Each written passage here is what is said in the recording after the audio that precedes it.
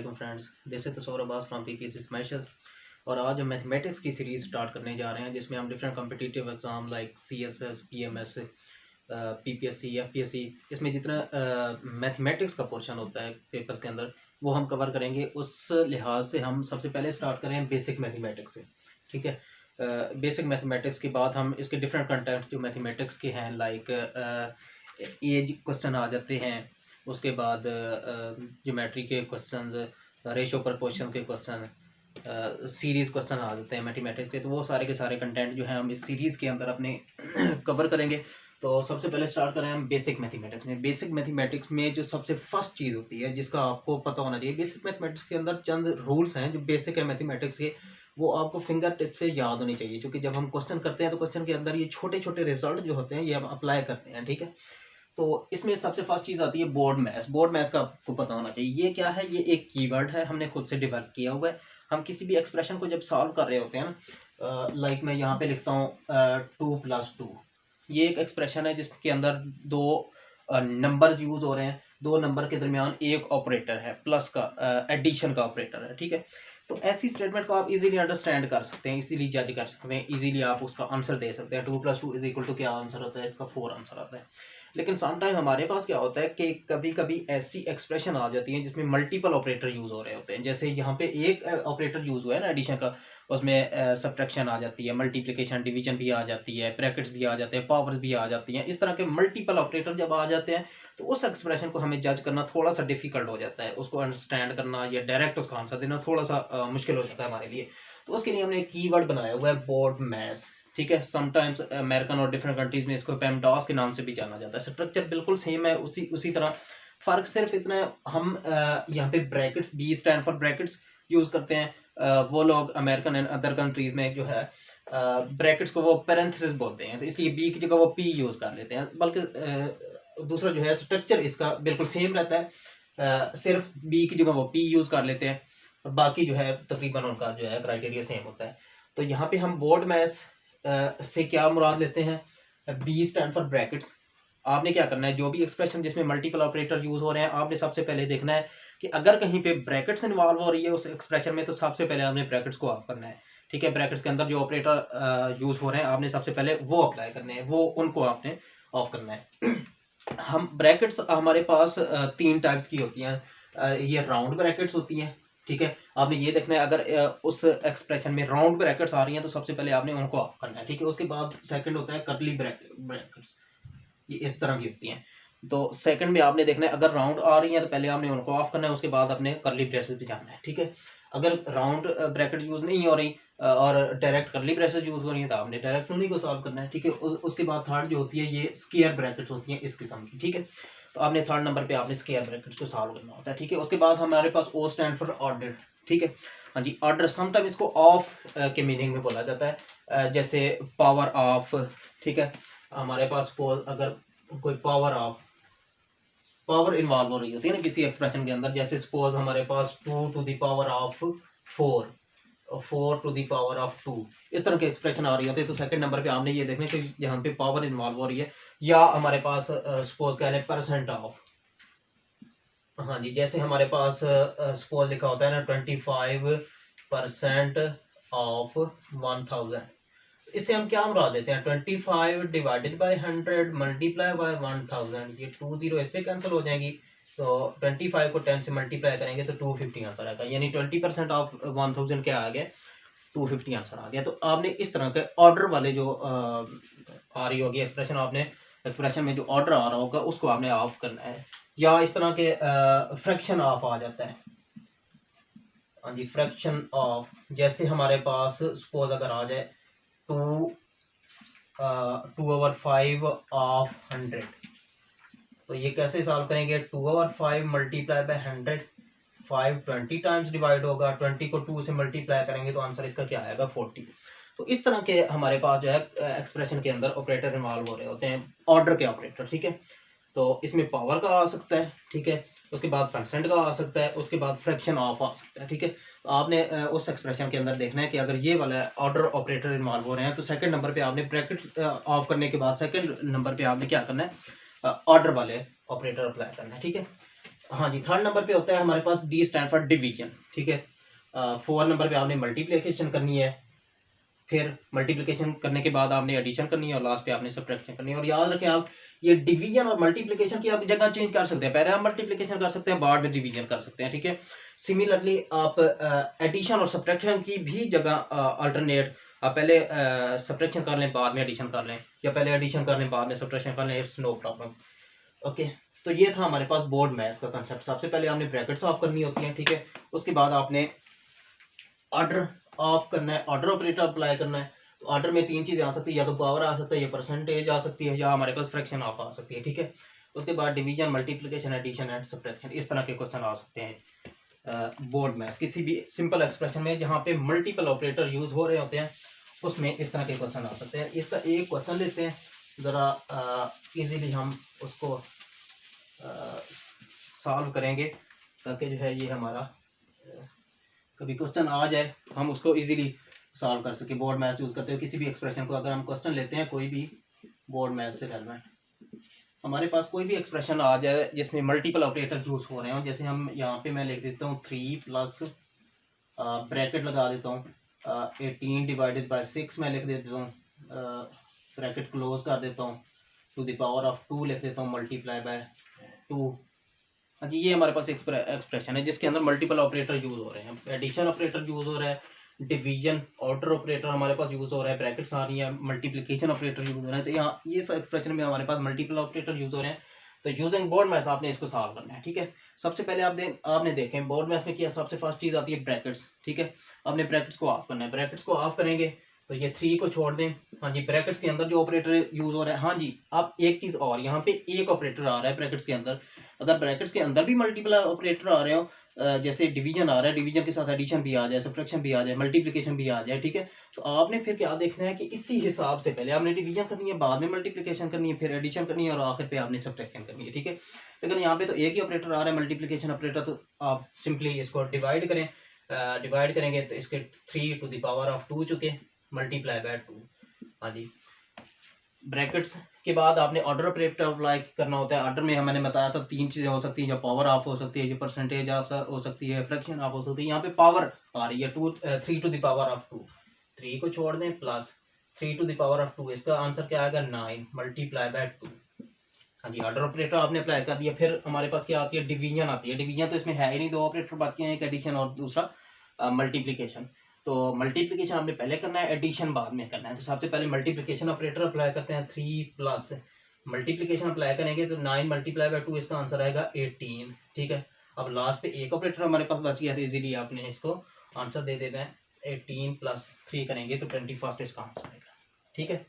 तो इस तरह हमने क्या पढ़ा कि बोर्ड मैथ्स को कैसे यूज करते हैं, किसी एक्सप्रेशन में मल्टीपल ऑपरेटर यूज हो रहे हैं तो उनको हम कैसे सॉल्व करते हैं। ये था फर्स्ट चीज हमारी बेसिक मैथमेटिक्स में। सेकंड में आपको नंबर्स की टाइप्स का पता होना चाहिए। सेकंड में हम नंबर्स पढ़ते हैं। नंबर्स की टाइप में सबसे पहले आते हैं नेचुरल नंबर्स, ठीक है। हाँ जी, नेचुरल नंबर कौन से होते हैं, ये 1 से स्टार्ट होते हैं, 1 2 3 4 5 and up to so on. ये जितने नंबर होते हैं इनको नेचुरल नंबर बोला जाता है, ठीक है, जो 1 से स्टार्ट होते हैं, ठीक है। उसके बाद सेकंड आते हैं हमारे पास whole numbers. Whole numbers basically यही नेचुरल नंबर में अगर आप 0 भी इंक्लूड कर दें तो वो हमारे पास होल नंबर बन जाते हैं, ठीक है। होल नंबर कौन से होते हैं, जो 0 से स्टार्ट होते हैं। ये बेसिक रिजल्ट है जो आपको पता होना चाहिए। उसके बाद इवन नंबर आपको पता है, number which is divisible by 2, जो 2 पे डिविजिबल हो, 0 plus minus 2 plus minus 4 plus minus 6 up to so on. और जब 2 आप डिवाइड करते हैं किसी भी इवन नंबर पे तो उसका रिमाइंडर जो है वो 0 बचता है। उसके बाद ऑड नंबर कौन से होते हैं, a number which is not divisible by 2, plus minus 1 plus minus 3 and up to so on. और याद रखें किसी भी ऑड नंबर पे जब आप 0 डिवाइड करते हैं तो उसका रिमाइंडर जो है ऑलवेज 1 बचता है। उसके बाद ये ऑड नंबर हो गए। उसके बाद आपको पता होना चाहिए सेट ऑफ इंटीजर्स का।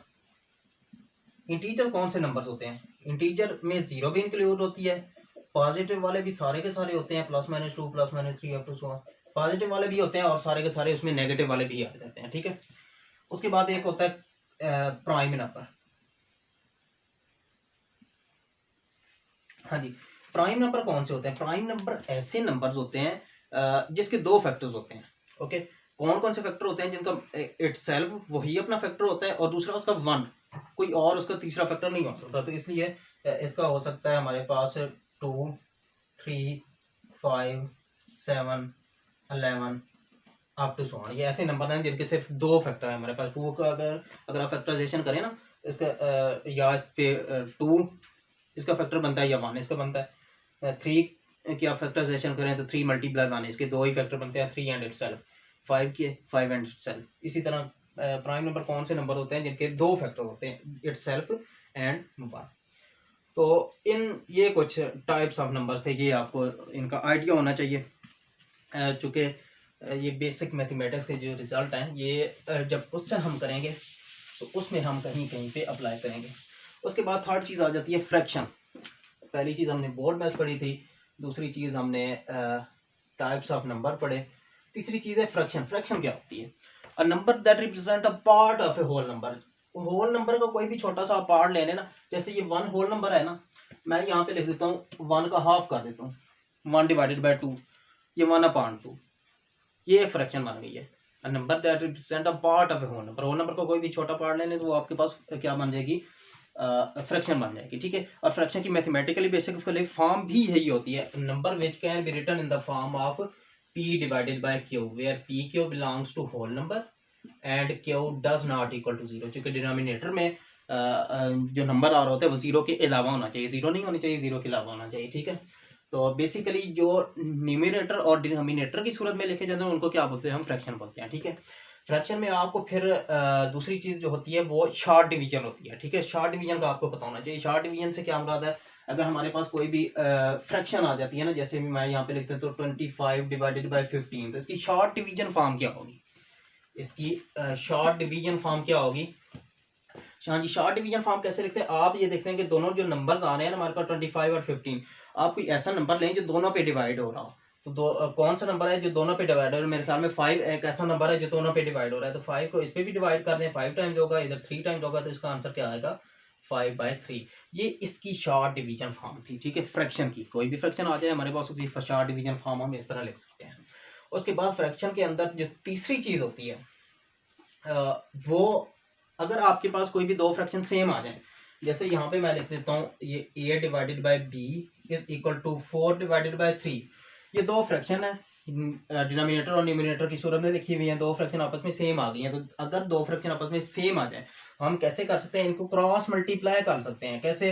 ये 3 को मैं a से मल्टीप्लाई करूंगा तो इसका 3a आंसर आया, इज इक्वल टू ये b को मैं 4 के साथ मल्टीप्लाई कर सकता हूँ तो 4b। ये छोटे छोटे जो रिजल्ट्स हैं ये आपको फिंगर टिप्स पे याद होने चाहिए, क्योंकि ये बेसिक मैथमेटिक्स है। इसके रिजल्ट जो है हम यहाँ पे ड्राइव कर रहे हैं। आगे जाके हम जो मोस्ट एक्सपेक्टेड क्वेश्चन होते हैं जो कम्पिटिटिव एग्जाम में आने वाले, उनसे रेलेवेंट जो क्वेश्चन हम करेंगे वहाँ पे ये छोटे छोटे रिजल्ट हम अप्लाई करेंगे। ठीक है, तो इससे सादा तरीन कंसेप्ट यही है। अमूमन जो है पिछली क्लासेस में 9th 10th में यही पढ़ाया जाता है कि एक तरफ कोई चीज़ डिवाइड हो रही है, इक्वल टू के बाद उसको मल्टीप्लाई कर देते हैं, उधर कोई मल्टीप्लाई हो रहा है तो इधर डिवाइड कर देते हैं। ये वही कंसेप्ट है बेसिकली। ठीक है, तो अगर हमारे पास दो फ्रैक्शन आपस में सेम हो तो हम उनको क्रॉस मल्टीप्लाई कर सकते हैं। ठीक है, ये थी हमारे पास तीसरी चीज़। सबसे पहले हमने बोर्ड मैथ्स पढ़ा, फिर हमने नंबर्स की टाइप्स के बारे में पढ़ा, तीसरी चीज़ हमने पढ़ी फ्रैक्शन। ठीक है, अब इस लेक्चर की हम लास्ट चीज़ पढ़ते हैं और वो है इक्वेशन। इक्वेशन क्या होती है मैथमेटिक्स के अंदर? हाँ जी, इक्वेशन ये एक ऐसी मैथमेटिकल एक्सप्रेशन होती है जिसके अंदर हम इक्वल टू का सिंबल यूज करते हैं। Mathematical statements that involves an equal symbol between the two algebraic expression which are the same is called equation. Equation क्या होती है? कोई भी एक्सप्रेशन है जिसके अंदर इक्वल टू सिंबल इन्वॉल्व हो रहा है तो उसको हम क्या बोलते हैं? इक्वेशन बोलते हैं। जैसे suppose x + 3 is equal to 4, ये एक इक्वेशन है। क्यों इक्वेशन है? इसके अंदर हम इक्वल टू का सिंबल यूज किया तो ये एक इक्वेशन बन गई है। यहाँ पे मैं लिख देता हूँ x² is equal to y, ये एक इक्वेशन है। ठीक है, क्यों इक्वेशन है? क्योंकि इसके अंदर इक्वल टू का सिंबल यूज हो रहा है। ठीक है, उसके बाद इक्वेशन की कुछ टाइप्स होती हैं। जैसे फर्स्ट में आ जाती है हमारे पास लीनियर इक्वेशन। हाँ जी, लीनियर इक्वेशन क्या होती है? लीनियर इक्वेशन एक ऐसी इक्वेशन होती है जिसमें अननोन वेरिएबल इन्वॉल्व हो रहा होता है, जिसकी मैक्सिमम पावर जो होती है वो 1 होती है। जैसे यहाँ पे ये मैंने लिखा है x + 3 is equal to 4, x plus 3 is equal to 4। इसमें अननोन वेरिएबल x इन्वॉल्व हो रहा है, इसकी मैक्सिमम पावर 1 है, चूंकि जिसकी पावर नहीं होती उसकी 1 समझी जाती है, ठीक है। तो लीनियर इक्वेशन कौन सी होती है? ऐसी इक्वेशन जिसमें अननोन वेरिएबल की मैक्सिमम पावर है 1 होनी चाहिए, 1 से ज्यादा उसकी पावर ना हो। और इसको सॉल्व करने का यही मेथड होता है कि आप यहाँ पे क्या करें, इस तरफ भी 3 सब्ट्रैक्ट कर दें, इस तरफ भी 3 सब्ट्रैक्ट कर दें। तो ये चूंकि 3 और -3 आपस में एक दूसरे के एडिटिव इन्वर्स होते हैं, तो ये कैंसिल होकर एडिटिव आइडेंटिटी 0, 4 - 3 1 आंसर आता है। एडिटिव आइडेंटिटी उसके कोई फर्क नहीं पड़ेगा, तो x इज इक्वल टू 1 इसका आंसर आता है, ठीक है। ये सिंपल सा मेथड होता है उसको सॉल्व करने का। और सादा लफ्जों में आप कह सकते हैं कि यहाँ पे अगर 3 ऐड हो रहा है, दूसरी तरफ सब्ट्रैक्ट कर दें, सिंपली आपको उसका आंसर निकाल सकते हैं, ठीक है। ये थी हमारे पास लीनियर इक्वेशन। उसके बाद सेकंड आ जाती है क्वाड्रेटिक इक्वेशन। हाँ जी, क्वाड्रेटिक इक्वेशन। क्वाड्रेटिक इक्वेशन क्या होती है? An equation containing the square of unknown quantity. इसमें क्या होता है, हमारे पास वेरिएबल की मैक्सिमम पावर 1 होती है लीनियर इक्वेशन में। क्वाड्रेटिक इक्वेशन एक ऐसी इक्वेशन होती है जिसके अंदर वेरिएबल की मुतगय्यर की मैक्सिमम पावर जो है वो 2 होती है। और इसकी स्टैंडर्ड फॉर्म ये होती है, ये ax² plus bx plus c is equal to 0। इसमें a b c जो है कोई भी कांस्टेंट होते हैं, कोई भी रियल नंबर्स होते हैं, ठीक है। और इसमें ये जो लीडिंग कोएफिशिएंट होता है ना, लीडिंग कोएफिशिएंट तो होता है जो वेरिएबल के साथ मल्टीप्लाई हो रहा है, उसको हम कोएफिशिएंट बोलते हैं। जैसे ये x² के साथ मल्टीप्लाई हो रहा है a, तो ये x² का कोएफिशिएंट है। x के साथ हमारे पास b मल्टीप्लाई हो रहा है, तो ये x का कोएफिशिएंट है, ठीक है। तो इसमें ये होता है लीडिंग कोएफिशिएंट। ए को क्या बोलते हैं? Leading coefficient. लीडिंग कोएफिशिएंट क्या होता है? जो मैक्सिमम पावर होती है ना वेरिएबल की, उसके साथ जो वाला जो कोएफिशिएंट होता है उसको हम लीडिंग कोएफिशिएंट बोलते हैं। तो ये it's leading coefficient must not equal to 0, ये 0 के इक्वल नहीं होना चाहिए। तो ये हमारे पास होती है quadratic equation. And a b c जो होते हैं, मैंने बताया क्या होते हैं इसमें से कोई भी रियल नंबर हो सकते हैं, कोई भी नंबर, कोई भी